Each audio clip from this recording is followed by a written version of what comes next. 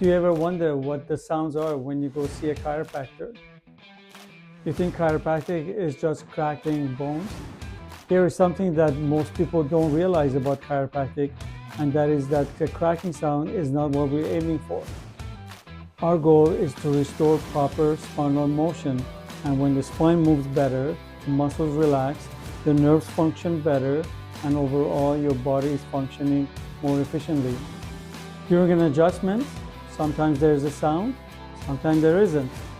What matters is the result, not the sound.